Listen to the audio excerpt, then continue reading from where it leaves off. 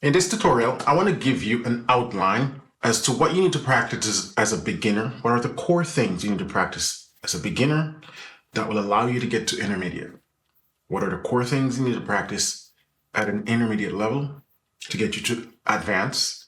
And then what are the things you need to be working on at the advanced level so you can become more pro, right? So that's what we're going to be working on today. It's going to be an outline.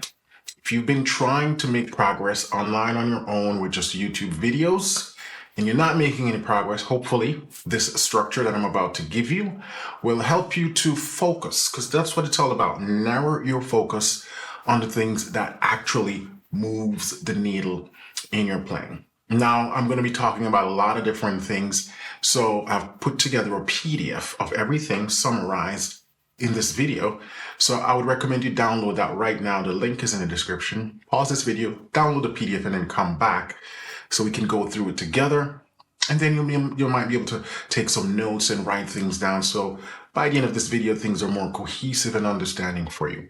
And also, everything that I'll be discussing today, I have individual tutorials and courses that goes a lot deep. So if you want to take the guessing game out of it, I would highly recommend you join me over at Piano Lesson with Warren. But if not, this will still be super helpful for you to be able to make a plan on your own to overcome these things. All right, so that's what we're going to talk about today. Stay tuned. All right, welcome back. Now, first thing we're going to start with is the early beginner. An early beginner is someone who doesn't play piano at all, decide that they want to learn piano, they want to learn music. So what are some of the most important things for this person to consider at this stage? First thing I would recommend is choose your gear wisely, right? You want to learn piano, just make a good investment from the get-go. That's choosing the right gear. Get an 88 keyboard if you can. Because if you start with the 66, the 73, eventually you're going to need to upgrade. So if you're able to make an investment in a full-length 88 keyboard to begin with, make that investment. Now, you may not have that luxury. Maybe someone gives you a keyboard and it's 61 keys or something like that. If that's what you have to work with, that's fine. Work with whatever you have. But if you're someone considering starting to learn piano and you're considering to buy a keyboard, 88 key. Start there. Don't even look at anything else. Trust me. The second thing is to ensure that the keys is weighted or semi-weighted. Don't go light key. Because as a newbie, right, you want to start to building finger strength and dexterity from early. And so if you get a light key, that really significantly slows your process in being able to build that finger strength. But if you get a weighted or a light key, or weighted or semi-weighted key, that will immediately start helping you to develop that dexterity you need and strength to play with accuracy and control. The other thing to keep in mind is your bench. Don't just grab the table from around your dining table, the chair from around your dining table or your office chair. Get an actual piano bench, one that is adjustable, right? You're going to need to make sure that you're sitting at the correct height for your torso. We all have different length torsos, different length legs, and so we're going to need to find that correct height. Now, I do have a course, a video right here on YouTube as well, talk about how to sit around the piano, how to avoid piano injury. Because a lot of the issues we sometimes go through that allows us pain in the shoulder, pain in the back, or we're just not able to play with a certain level of accuracy is because we're not properly aligned around the instrument. And one of the tools that helps us to get that proper alignment is the bench, because we can position the bench to the correct height. I won't go into details. I'll also link to all the videos that are currently on my YouTube channel that discuss all of these different topics we're going to cover. So the one about how to sit properly on the keyboard, I'm going to link that. Go through that and follow it, right? It's important, especially at an early beginner's level, to ensure that you're sitting correctly around the keyboard.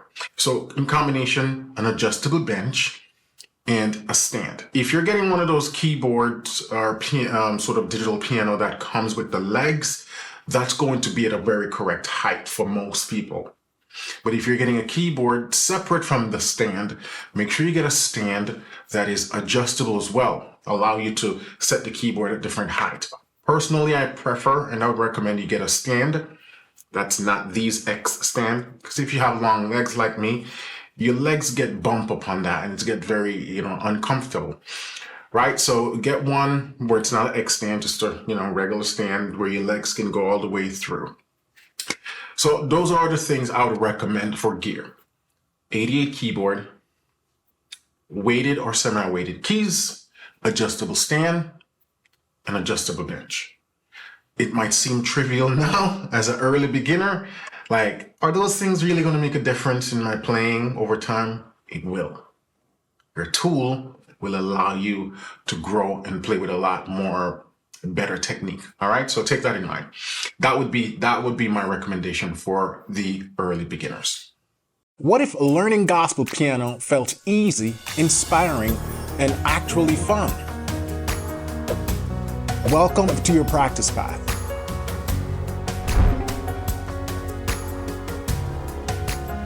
Your all-in-one piano learning ecosystem. Learn by ear, track your growth, and stay motivated with precision tools that show exactly where your time is going. No more second guessing what to practice or when to move on.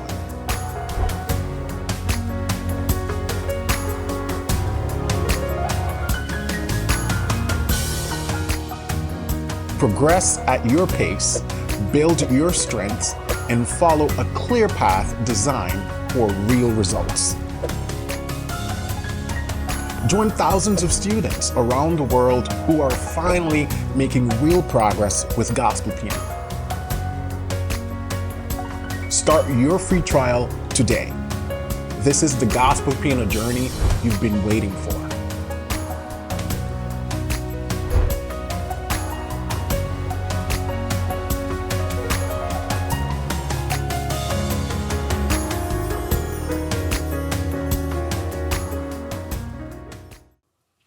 Now, as an early beginner, what are some goals, some objectives that you need to achieve before you can be considered someone at a more mid to later beginner level? So let's go through them. Let's start with technique. Your objective is to be able to play all 12 major scales at least at 115 beats per minute, or BPM.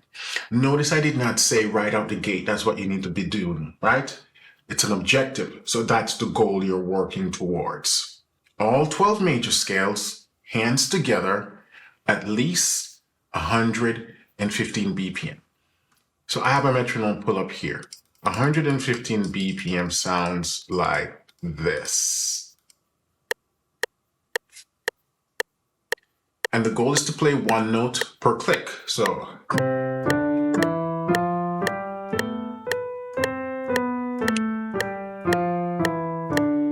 again,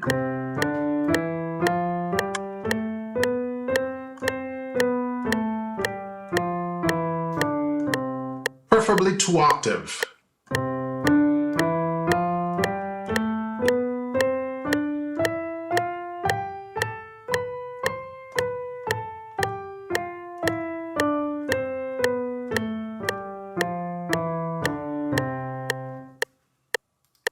And you want to be able to do that with all 12 scales. So as an early beginner, you're moving and working towards that goal. Once you can do that comfortably, see how I was able to do it up and down comfortably, steadily, no mistake, then you're considered a more mid-beginner towards later beginner, right? So that's for the scales, all 12 major scales. Now we also want to be able to play arpeggios and blocked chords. Arpeggios is when you're playing your chords broken.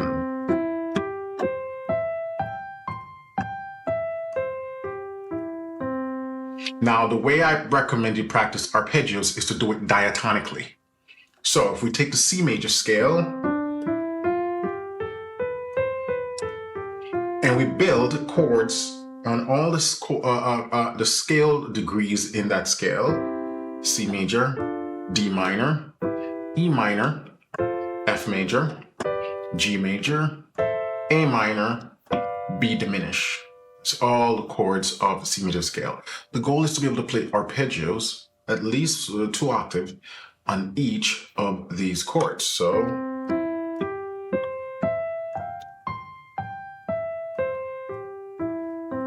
and go to D minor, do the same thing.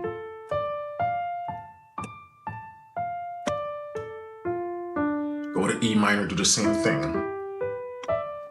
Oops.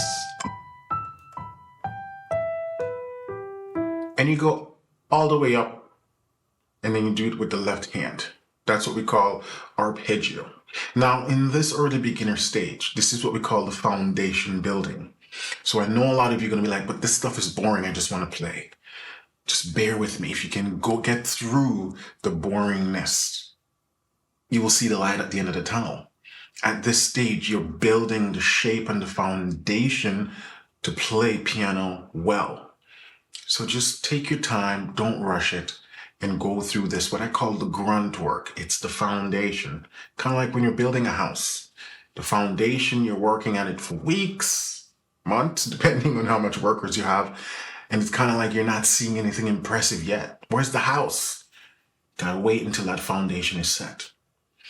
Now, for arpeggios, I would say the goal is to be able to get it to 85 beats per minute, 1 note per 1 click. So if we check this metronome down to 85, and I'm using a metronome, old school metronome here as example. But if you prefer to do this with backing tracks where you can control the beats, the BPM, I would prefer go that route because it feels like you're playing music. You know, you can select your backing tracks. And there's a lot of different apps out there, free apps, paid apps, with drum patterns that you can practice this stuff to. But if you don't have any of that and you don't mind the metronome, that works great as well. So 85, your arpeggios sound like this.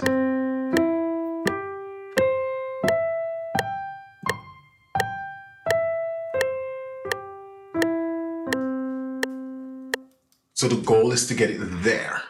So you can start as slow as you need to, gradually increase your speed until you get it there. That's the goal for the early beginner. Now, blocked chords is being able to play your triads in all their inversions. So we call them blocked because you're playing all 3 notes together. That's just simply what it means. Broken meaning you play them individually, right? The different notes of the chords. So blocked chords for C is just I'm going through the different chord inversions of C. C, C in first inversion, C in second inversion. Back to root position, second inversion, first inversion, and root position. We'll call that the block chords. This is a skill that will come in super handy later. When you see me playing,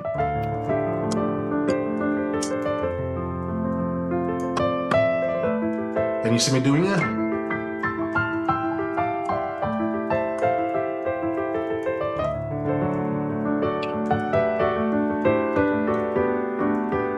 all of that is blocked chords. So it's a skill that eventually we incorporate in our playing, right? Now, you notice I'm just demonstrating with the right hand, but everything you do with the right, you do with the left. And again, everything that I'm explaining so far, I have it laid out into an interactive program I call the Practice Path in my paid program over at Piano Lessons with Warren. So if you want to see all of that in action, that would be the place to be. Now, after technique, we want to make sure that we're looking at theory. We're still at the early beginners level. So what are some of the things you want to be focusing on as a newbie to piano? Understanding intervals. And again, I got courses on all of this. Chords and scale relationship, like being able to spell these things. So if I say, play me an interval of a fourth, starting on B. Go. Play me an interval of a fifth, starting and on B flat. So this is just theory, helping you to understand the inner working of how music works and the language and the lingo. right? So when we talk about chord and scale relationship, if I say spell me B flat major scale, or what are the notes in B flat major scale, you can say, oh, it's B flat, C, D, E flat, F, G, A, B flat. If I say spell me the notes of E major scale, then we know it's E, F sharp, G sharp, A, B, C sharp, D sharp, E. And if you see ridiculous when I said B flat play, A sharp, it's just because the software can only display sharp or flat. It can't do both. So right now I have it set to sharp, so that's why it's displaying everything as sharp. But just knowing the theory as to what notes are in the scale and what should be the correct accidental assigned to them, whether it's sharp or flat, that's part of understanding theory. You also want to make sure you're understanding time signatures and key signatures. For example, I know in the key of E, we have 4 sharps. In the key of A, we have 3 sharps. In the key of B, we have 5 sharps. So that's what we talk about, knowing key signatures and how to spell chords. If I say spell me G minor, we would say G, B flat, even though it's showing A sharp, it's supposed to be B flat, A, B flat, D. Or if I say spell me D minor, it's D, F, A. If I say spell me B diminish, it's B, D, F. So those are chord theory. Those are the things you learn. Those are the things you focus on at the early beginners level, building that theoretical foundation. Focus on chord progressions, because a big part of learning music is being able to play chords. So at the early beginners level, we are going to be learning chord progression, particularly the more common chords in progressions like the 1, 6, 2, 5. The 1, 4, 5, the 2, 5, 1. So you're learning them, you're learning how to play them, what to play in the left hand, what to play in the right hand, left hand, right hand. So that's playing chord progression. And the goal is to be able to play your progressions at 60 beats per minute with, say, one chord per 4 click. Right? So that would sound something like this. 1, 2, 3, 4. So 2, 3, 4, 2, 3, 4, 2, 3, 4, 2, 3, 4. That would be the goal to keep your chord progressions. You're also going to be working on ear training. And we do have an ear training app that allows you to use this as a practice tool. Because a lot of people get confused when we talk about ear training. Like, it is so intangible. It's like, how do I actually work on that? But if your desire is to be able to play by ear, you need to be able to listen to a piece of music eventually and understand what's happening. And so we have to train our ear or brain to be able to understand those things. So we're focusing on things like interval. I talk about being able to name intervals earlier, but now we want to be able to identify them simply by listening. So if I say, what interval is this? You can say it's a perfect fifth. Now we're going to do it without you seeing the keyboard. So the ear training helps you to understand and how to practice that stuff. Being able to sing your scale, ascending and descending, or being able to hear the scale and tell, oh, that's a major scale. Also the ability to work on pitch recognition, to hear a pitch and find it on the keyboard. Again, our ear training app, Active Ear, outlines all of that stuff in a nice format for you to be able to practice, because ear training is a practice skill. It's not like theory where someone explains something to you and you go, oh, no, I understand it. Ear training doesn't work that way because it's an action skill. And so you have to practice it, and you need a tool that helps you to do that. Now, as it relates to songs, at the early beginners level, to get to the mid to later beginners level, you need to at least know how to play 12 songs, 1 per key. You don't have to play it well. And it could be very simple, but you need to at least have gone through all 12 keys, one song per key. Again, notice everything I'm explaining is not what you do right out the gate. It's a spectrum. Where am I going? Because that's the biggest question a lot of you have. How do I know when I've arrived? How do I know when to move on to something else? So what I'm giving you is the arrival tool. This is where you need to be considered this, based on my years of studies and teaching. So at the mid-intermediate, mid-beginner, later beginner, that category, that area, you need to at least have gone through 12 songs, one per key. At pianolessonwithwarren.com, I have dozens and dozens of song tutorials to help get you started. One per key, right? So those are the things you go through at the early beginners level. If you're considering learning piano from scratch, if you have zero experience, these are the things you need to focus on, and you need to focus on it in a systematic way. All right? Now I'm going to talk about where do we go after this? At the now you've arrived at the later beginners level. What are the things you should be focusing on now? Because the whole thing is what gets you to mid-beginner, later beginner, isn't going to get you to intermediate. You need to work and focus on some different skill at some different levels that will propel you to the next skill level. So that's what we're going to look at next. All right, so now at the later beginners level, you've arrived. Congratulations. What do you do now? We call this level the foundation strengthening. Again, the analogy we're using here is building a house. Now everything is laid. It has time to set and harden. The concrete's hardened. The foundation is set. Now we're going to be strengthening and building on that foundation. So some things you're going to be working on. Technique is going to always be a part of it, even at the intermediate level, right? So now what are you working on at technique? We're going to continue with the major scales, but now we're going to have a different BPM goal. Before, the goal was to be able to play your scales, all 12 of them hands together at 115 beats per minute. Now we're going to increase that to a minimum of 120 beats per minute. Now, for some of you, you might be able to do it. If that's the case, increase it beyond that. But at minimum, you want to be at the 120 mark. Did I say 120? The 120 mark. So that sounds like this, right? It's a little faster.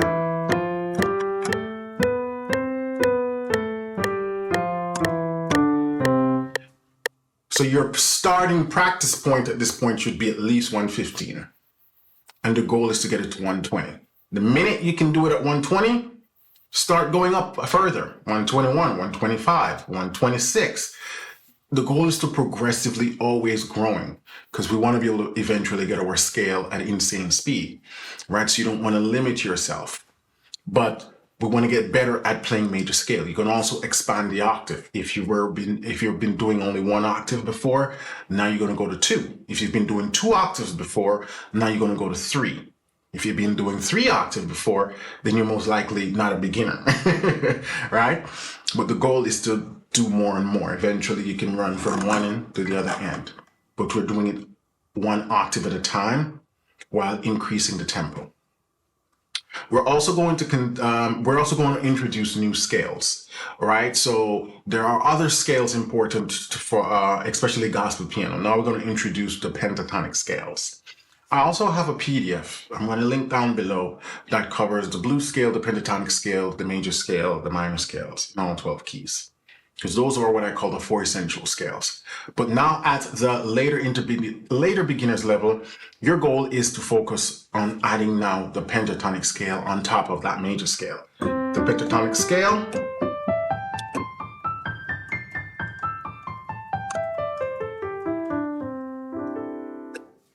we're going to be introducing the pentatonic scale. We're also going to be continuing with arpeggios and broken chords, and now we're going to increase the goal from 85 BPM to 100. So the goal is to be able to continue to work on those skills, but to be able to get them to the 100 mark. Now, everything that I'm listing here is sort of like minimums. Like this is where you need to get it. Most of you might find you able to exceed that, which is fine. Our goal is to always exceed the expectation. But at minimum, you want to get it to 100 beats per minute before you can be considered an early intermediate, right? We're also going to be introducing rhythms at this level. So if you've only been playing your chords like that before, right? Now I want to introduce basic rhythms, like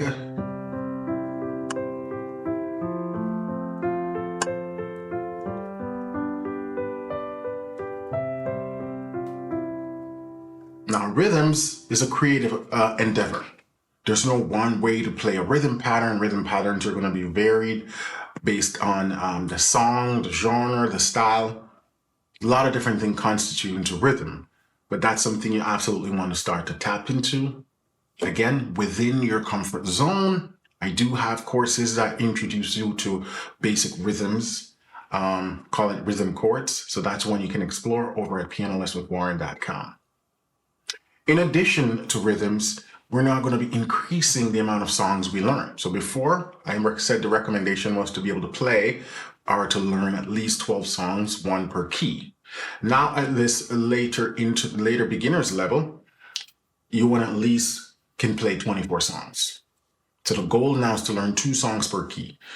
I'm talking about the 12 from the previous level. Now you're going to learn an additional 12, right? So at the end of this beginner's level, you'd have comfortably gone through 24 songs, 1 or 2 songs for each key. That's it. We're gradually going up the ladder, right? So those are the things you'd focus on at the later beginner's level. Now we're going to take a look at the early to mid intermediate level. Now you're no longer a beginner. And by the way, you might be saying, Warren, so the one thing I haven't heard you talk about so far is timeline. Like, how long does it take me to get from the early beginner to the mid beginner, from the mid beginner to the later beginner? Unfortunately, that's not something I can even begin to give you a prediction on. There are too many variables that's involved. And a huge part of that's going to be based on you. Most of the people that follow my channel, most of the people that I work with are adults, meaning we're busy individuals. Some of us still have 9 to 5 with kids, a whole lot of things, right? And so realistically, there's no way for me to predict how much time you're going to have to invest in piano. Now, I also work with older folks who are retired, which means they have a lot more time on their hands. And so in all my years that I've been teaching online, I haven't been able to adequately assess how long it takes someone to cross a threshold into a new skill level, because there's no way to access that data. I don't know how much hours people practice per week. People would need to submit those hours to me for me to be able to tell, right? It's got to be a data collection process, and that's not a data I've been collecting. Maybe it's something I can look into the future to crowdsource to see if I can collect thousands and thousands of data over the course of 3 years, 4 years, and then we can do a mathematical calculation to see on average how long it takes someone. But that's a pretty big undertaking. So if you've always wondered why I never make those predictions, it's because I can't. And anyone who's making that prediction for you without having gone through the data collection process I outlined, they're making things up. Pure and simple. Because when we talk about average predictability, we have to talk about it on a grand scale. Like on average, how long does it take someone to finish a 4-year degree? See, those things can be tracked because they can look at the enrollment date when someone enrolled in college and how many people graduate that year. And then they can just look back over the course of 10 years, calculate it, and see on average it takes someone 4.5 years or 5 years to graduate with a college degree. I don't have that amount of data to be able to make a prediction. So I'm saying this to say, don't worry about the timeline because it's going to be drastically different for everyone. The one thing I do know is the more work you put in, the faster you'll progress.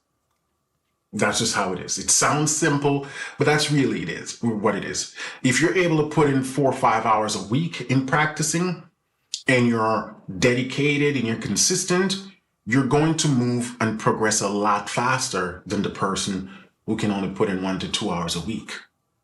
That's just the reality, right? Okay. Now at the early to mid intermediate level, what are the things you need to focus on to grow? At this level, I call it the expansion level. You know, the last 2 levels, you know, you're building and strengthening your foundation. Now we're going to be expanding. Again, look at the house analogy. Now we have walls going up. We're starting to see the shape of the house taking place. Right, we're at that intermediate level. So we're still going to be building on a lot of the things outlined in the previous levels. At this level, all your exercises, all your technique exercises should be done hands together. Meaning, before you may be just practicing scales in one hand at a time, now everything is done at the same time. So you're practicing scales, it's hands together. You're practicing arpeggios, it's hands together.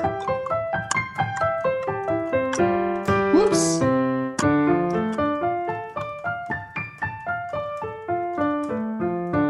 You're practicing blocked chords.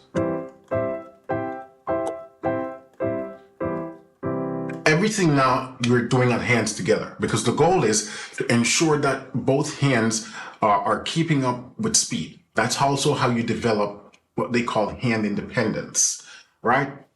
By practicing everything hands together. So each hand become comfortable moving independent, but also at the same time, right? We are also now we're introducing transcription to your study set. Transcription is the ability to listen to a piece of music and figure out the chords and the melody and the inversions and everything. Transcription is a part of ear training. It's the ultimate ear training skill because you're relying on everything at that level. Your understanding of theory, your understanding of scales, your understanding of intervals, chord progressions, chord analysis. We're utilizing all tools when you're transcribing. Transcribing is one of the hardest process, and it's also one of the slowest process. I remember when I got into transcription years ago, I would spend weeks trying to figure out a single song. You know, because you come across some chords in a section that you just can't figure out, and you spend days trying to figure out what it is and not able to. It's a slow process. The good thing is you don't have to do like what I did back then. Back then, I didn't really have the help to walk me through how to accurately transcribe, even though I went to school for music. Because I went for classical piano, transcription and ear training wasn't a huge part of my program. Because as a classical pianist, your goal is to be able to read and read well. But I knew I always wanted to play by ear. I wanted to play jazz and gospel and all that. So I knew I needed to make sure my ear's improving. So a lot of that transcription stuff I did outside of my regular classical studies on my own. And it was a tedious sort of head-butting process because I didn't really have a clear path, a clear structure. Now that is already laid out for you. Right over at pianolessonwithwarren.com, we do what is called a transcription club. Every month, we transcribe 2 songs as a group. And I do it on camera as a pre-recorded video, so you see my process. At this point, we've gone through over 100 songs in Transcription Club. So people who have been there since the inception have seen me transcribe over 100 songs. They see my process. We talk about the different things. People get an opportunity to submit what they transcribe, and we talk about it. It's a great way to learn transcription because it takes the guessing out of it. But at the early to mid-intermediate level, transcription has to become a core part of your process. We can't make it anywhere near to the advanced level without solid transcription abilities. So the goal is to at least be transcribing 2 songs a month at this early to mid-intermediate level. We're now also introducing more scales. Now we're at the minor scales. Before we talk about the major scales, the pentatonic, now we got to learn the minors because the 2 tonalities in music is major and minor. Every song you're going to learn in pop music, gospel music, and even in most jazz, it's going to be in minor key or major key, right? Some songs are modal. That's more in jazz. You may find a few modal gospel, but it's not a big thing that you'll have to think about. Majors and minors is going to be the majority of what you're going to be working with. So we're getting into like the C natural minor, the C melodic minor, C harmonic minor.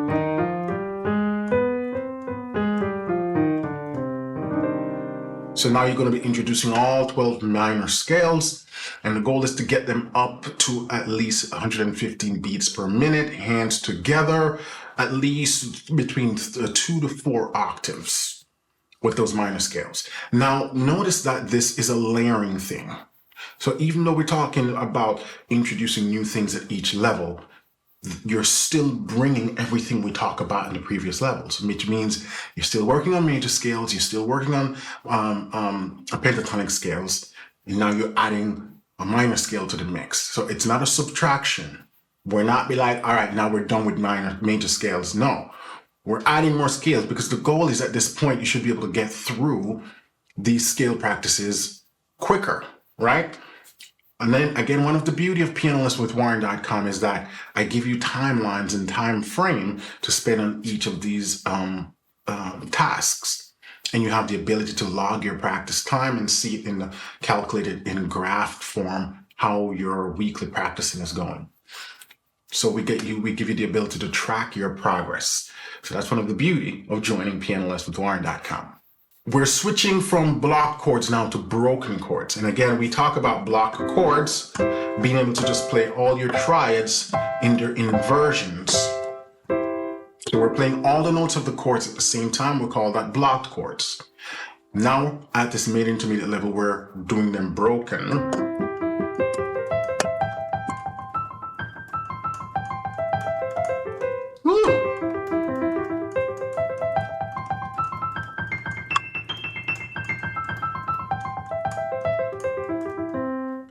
Again, these are skills we use when we're playing melody, when we're doing runs, licks, lines, improvisation.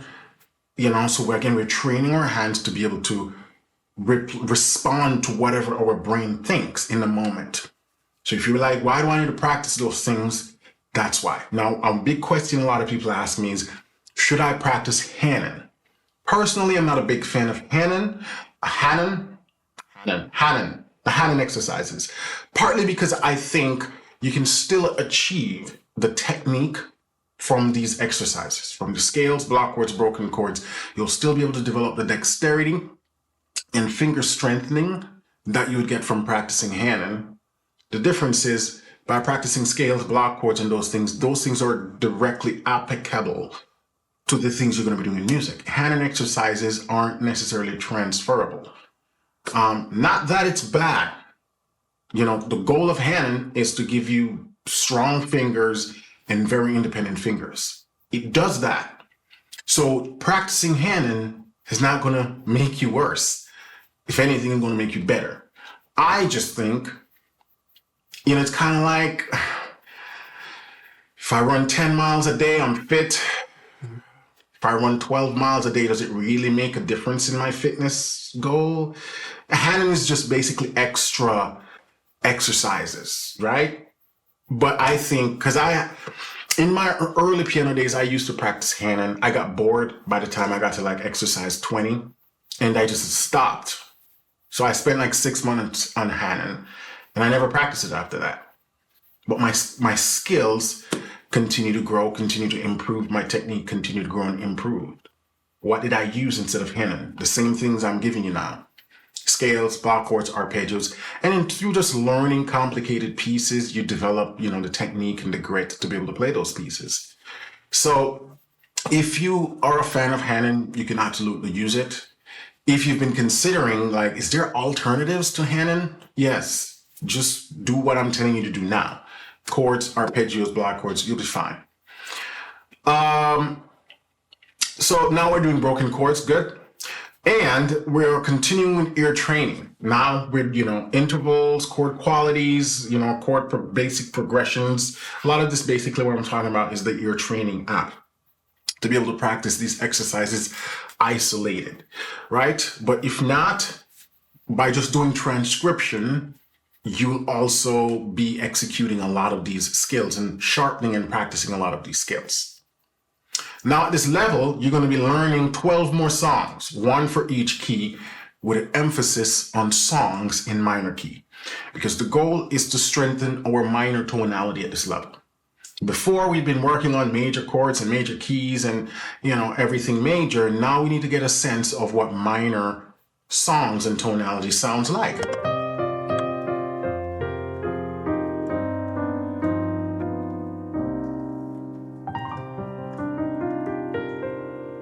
It's a very powerful tonality to learn.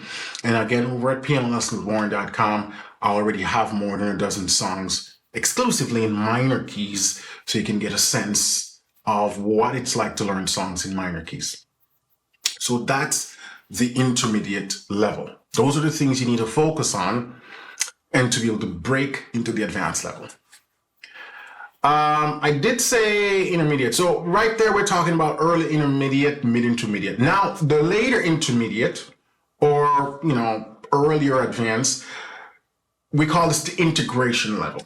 Right? Before we were expanding, now we're integrating. All these things we're learning, we need to then sort of funnel them in a way that actually makes our playing sounds good. So at this, at this integration level, the later intermediate, you want to be practicing everything technique-wise in subdivisions. So before we talk about practicing like on the click, right? So you're practicing on the click. Now we start to subdivide. So 1 and 2. So now I'm playing 2 notes per 1 click.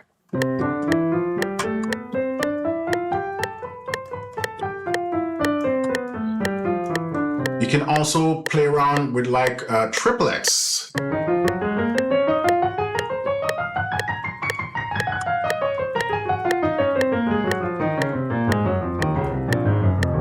You know what I mean?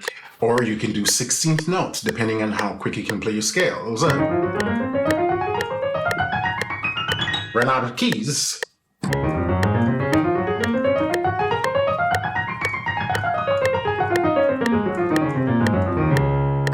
So at this level, everything you should be practicing in subdivision.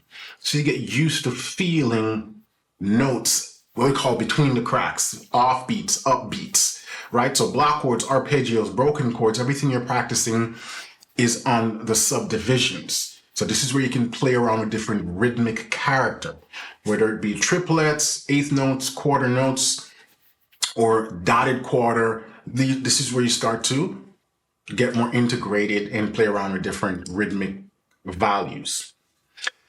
At this later intermediate level, we are now up the amount of songs we're transcribing for per month to 4 to 6 songs. You need to be transcribing an average of 4 to 6 songs a month. Now, again, the caliber of songs you're going to be transcribing should be comfortable. So don't be taking out the crazy advanced stuff with all the insane chords. No, in fact, I would recommend, and up to this stage, you pretty much don't want to be transcribing anything outside of CCM. Just stick with CCM songs. Stay there, trust me. Even if you're not a big CCM fan, think of it as just an exercise. Work with CCM songs because it stays diatonic, the chords are relatively simple, and it's a good practice pad to start with. So 4 to 6 songs you're transcribing each month. Now for scales, you're doing major scales, pentatonic scales, minor scales, and now you're introducing the blues scale. Remember, we talk about the 4 essential scales, and there's a PDF down below that link to all those scales. But these are the 4 major scales that you're going to be playing 80-90% of the time. Major scales, minor scales, blues scales, and pentatonic scales. And the goal is to get these scale up to at least 120 beats per minute, 4 octave, 16th notes. Right? That's where you need to get it. So you're cranking them out. That's technique building. And with broken chords and arpeggios, we're trying to get at least 100 beats per minute in 8th notes. So that's going to sound like, what did I say, 100 beats per minute? Yeah, between 100 and 120. Oh, no, that's a scale. 100 beats per minute, right? So We come down here with the metronome, 100 beats per minute, right? So eighth notes.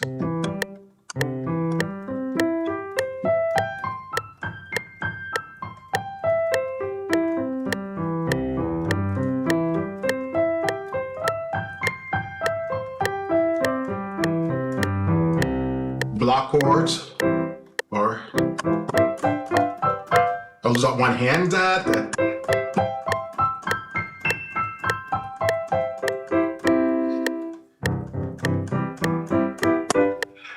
At two hands at this speed, it's a little bit tricky, right? But that's kind of where you want to get it, at least for the arpeggios. And then if you want hands separately for the blocked chords at this level. And if you want to do hands together, you can slow it down a little bit. Now, it's important to note that all of these are just rough guidelines I'm giving you. These aren't hard and fast tactic. I'm using myself as the guinea pig. A lot of you say, Warren, how did you get to that level? That's all I'm doing. I'm reverse engineering my own journey over the past 20 years. Like, what did I do? What was I able to do at this level? When I was a second year in college, what was I able to play? When I was a third year in college, what was I able to do? When I was a fourth year in college, what was I able to do? So basically, I'm giving you my college curriculum.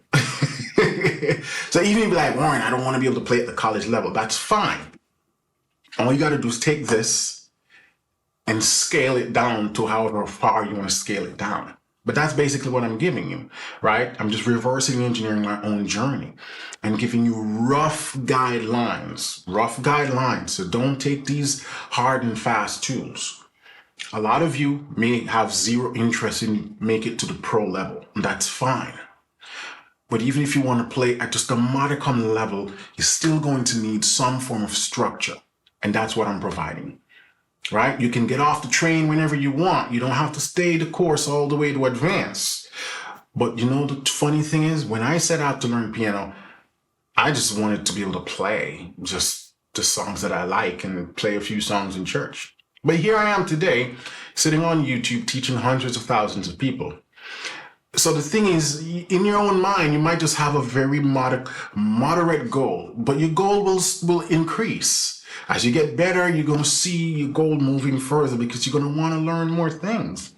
And that's the most important. So don't get too caught up on, oh man, it's going to take me 17 years to get to advance. No, don't look at it that way.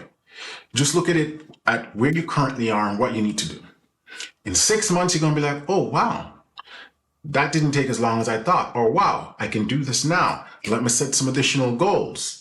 And that's what I want for you. Just set realistic, achievable goal that doesn't take too long. And then just keep moving. As long as there's life, there's hope, and there's going to be things to achieve. And you'll wake up one day and you'll achieve your wildest dreams in piano. Because I honestly didn't think I would be able to reach where I am today. But because of my love for music and my love for learning, I just keep learning new things and new things and new things. And then one day I wake up, I am on YouTube teaching people how to play piano. So don't get freaked out by the amount of work you think it's going to take, right? Just work slowly, enjoy, have fun, and keep moving. It's a lot easier to do those things once you have some form of structure to follow. So that's the structure I'm providing for you today. This is probably going to be my longest YouTube video so far. Right, so we talk about the block broken chords. At this later intermediate level, you're also now starting to learn about how to add licks, lines, and runs to your playing. Little improvised lines. So when you see me playing,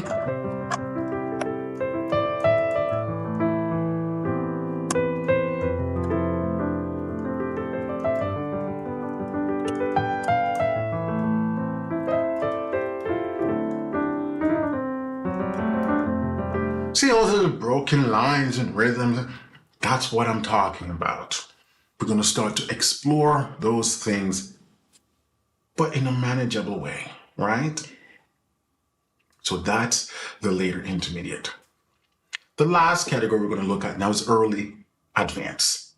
I don't have anything that goes beyond that, because once you get to this level and you're comfortable with this level, we just basically The goal now is to refine everything we've looked at so far, from early beginner right up to this level. It's the refinement of these skills that takes you to pro, or what I call the uber advanced. You've seen the insane players on YouTube. I'm sure you've seen them. We get to that level by just becoming masters of the fundamentals. That's it, right? So at the advanced level, early advanced level, I call this the expression phase, because at this level, you are the artist at this point, right? Think of yourself as a painter at this point. Or let's keep the house analogy going. Now the house is fully built. You get to decorate it. You get to pick what painting goes on the wall. You get to pick what image you're going to add there and what artwork you're going to put there, the style of couch you're going to be using, what carpet you're going to put down. You know, you're decorating the inside, the expression level. That's what we do at advanced. So that's why at this level, that's when you see me play a song, it sounds like me, because I'm not trying to copy anybody. Just like how you're not trying to let your house look like someone else's. You're going to put your own style, your own spin. You're going to hang your different chandeliers and your lights. And, you know, you're going to design your room to express what's on the inside. At the advanced level, that's what we do with every song we play. So even though I listen to the original just to get an understanding of the chords being used and the structure of the song, outside of that, I'm adding my own everything else, my own rhythm, where and when I do a run, a line, a lick, where I put a passing chord, right? The expression level. So at that early advanced level, now you're going to be focusing on modes. So we're adding more scales. Right? Before we talk about the blues, the major, the minor, the pentatonic, now we're adding all the exotic scales. Modes. Modes are derived from major scales and minor scales. So we're going to be learning those modes, the Phrygian dominant, the Locrian, Lydian, Phrygian, all of those things, we're going to be learning those. And again, all of these are covered over at pianolistenwithwarren.com extensively. We're going to be learning the diminished scale, the whole tone scale, and not just learning them, but learning them contextually. Like, where do I run these scales? What chords do they run over, right? At this level, you're now learning about passing chords and reharmonization. When we talk about 2-5-1 passing, minor chromatic passing, tritone substitution, chromatic median, you know, all of these things, drop two voicings, all of that. You're learning this at this early advanced level. Your chords now become extensive. So you've moved beyond sevenths and triads. You're looking at ninths, 13ths, 11ths, and all their alterations, right? Altered dominants.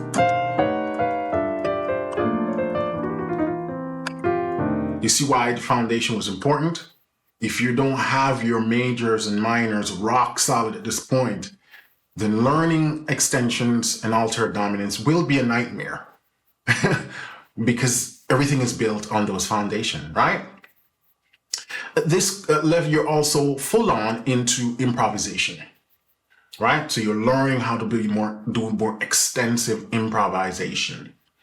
You're learning mainly through transcription at this point.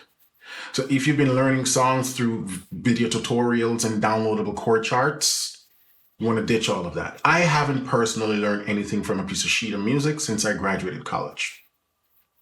Everything I just learned through listening. Transcription. So basically at this point, your transcription should get to a level that allows you to learn exclusively through ear, right? So you want to get so good at transcription at this level, which is why you want to learn everything through transcription. So it's going to be a slow process, but you want to allow yourself to get to that point where you only learn through transcription.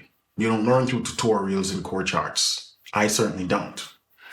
And it's going to be, at this point though, by the time you get to an early advanced level, you would have developed the grit and the fortitude to work on these things. So if you're sitting back now at the early beginner's level, like, oh Lord, that sounds painful, you will become the person you need to be at that level to learn these things. So it's not that you're going to wake up one day and someone's handing you all of these complicated things to learn. No, you become that. I remember the first time I walked into college and I went to a senior recital, people who are about to graduate, playing. And the level of skills that I saw, the complexity of the things those students were executed blew my mind and made me want to go back home. Because I was like, there's no way I'm going to be able to play those things. But what I didn't realize was these people had 4 years ahead of me to develop the skills to get to that level. 4 years later, I was doing the same thing as them. But it's just hard to envision and see when you barely know how to play a scale. It's not easy for you to wrap your head around that. And it seems like something that's unattainable. But through the grunt work, through you climbing the ladder of these different skill levels, you will become the person you need to be in order to play the pieces that seems like it is just not feasible for you to learn. You will. So at this early advanced level, you're learning primarily through transcription. You're doing a lot of improvisation. You're learning everything about passing chords and reharmonization. You're learning all sorts of exotic scales and how to use them. You're also continuing to push the boundary of speed. At this early intermediate level, your goal isn't about how do I play a major scale. No, it's about how fast can I play my major scale. So your goal at this point is, as it relates to these technique exercises we've been working on, it's about now how can I get them fast and precise, right? To play with a certain level of accuracy and clarity. So you're working on speed predominantly at this level. And lastly, you're exploring other styles and genres of music. I know right here on the channel, Piano Lesson with Warren, I predominantly only teach gospel and the gospel style. But I can tell you, I have extensive knowledge and skills in other styles of music. I can play jazz. I can play all sorts of Latin American and Caribbean music. I mean, I'm from the Caribbean, so, that's one thing. I can play reggae. I've played in professional reggae bands. I've played in professional salsa bands. I can play all types of crazy European style, traditional style music. I can play anything really. If I can hear it, I can reproduce it. And that's because I spend also a lot of years studying and learning and understanding different styles of music. Now, this is just a suggestion at this level. If you want to be like me, you got to walk the path that I walked. That was the path I walked. I studied every genre of music because for me, I didn't want to just be a gospel pianist. I wanted to be a pianist, meaning I'm rounded in all area, in all styles. Now, do I play all styles equally as well? No, because I don't play in a reggae band anymore. I don't play salsa band. I don't do any of those things and haven't done so in years. But I understand the style. And if I have to play in a particular style, I can do it. Because even though what I do is gospel, you guys know, gospel there's a wide range. There's a lot of different genres that mix with gospel. There's salsa style gospel. There's reggae style gospel. There's calypso style gospel. So you will come across different style of gospel music. And if you want to be able to play it effectively and efficiently, especially in the rhythmic style and characteristic, it's good to explore other style of music at this level, so you can understand it. All right. So I know this was a long one. I commend you if you've stuck around this long. Thank you. But this is something a lot of you've asked me to do for a while now. Can you outline the steps from beginner to advanced? What are the things I need to focus on? These are the core things. Are there other things you can do alongside this to make you into a titan of a pianist? Absolutely. I wouldn't be able to cover everything, right? But I thought about all the core things, the most important things that will allow you to move up the skill level ladder. Even if you just want to be able to play comfortable gospel songs, this is it right here. Now, as mentioned before, I've put together a PDF of everything I talked about in this lengthy video. So you don't have to worry about taking notes. It's going to be a nicely presented PDF that outline everything. You can download it and print it out and do whatever you want with it. But if you really and seriously want to make progress in your gospel piano, you need a structure. You need something to follow, a guideline that tells you what to do, how to do it, and when to move on. Hopefully this will do that for you. Now, this is just the surface of this structure. As I've mentioned before, pianolessonwithwarren.com is my premium membership program where I basically have this method outlined for you. But better, because it's in a form of an interactive app I call the Practice Path. And so it's linked to all different types of video lessons. So if we talk about the scale, there's a video lesson and there's a PDF about it. You get the ability to track your practice time, log your practice time. You get to mark your courses completed. So it's a lot more practical approach to do so. You don't have to guess because I've presented you the outline. Now you have to go figure out how to do all of this stuff on your own. And that's the part that I solve for you already over at pianolessonwithwarren.com. So if you've been considering it, join me over there. We're running a free trial for 7 days. You get full access to the program and you get to see all of this in action. I guarantee you, you'll love it, right? You like it. And the beauty about that, it's designed for busy individual because we talk about how long is it going to take me to get to the next level. It all depends on you and how you use your time. Time is precious. And so if you have to sit there and figure out what to do and source thousands of YouTube videos, it's going to take a very long time. But if it's already laid out for you, it cut the time in less than half. And that's what pianolessonwithwarren.com represents. All right. So again, thanks for watching. It's good to have you here. If you're new to the channel and you've stuck around this long, be sure to subscribe and like and share this video with a young pianist that you believe will find it helpful. All right, don't forget to grab your copy of the PDF, links down below, and I'll also link to relevant YouTube videos down below that covers a lot of these things that we discussed so far. So at least you can get up and running right away. All right, until then, have a blessed week and we'll talk soon. Take care.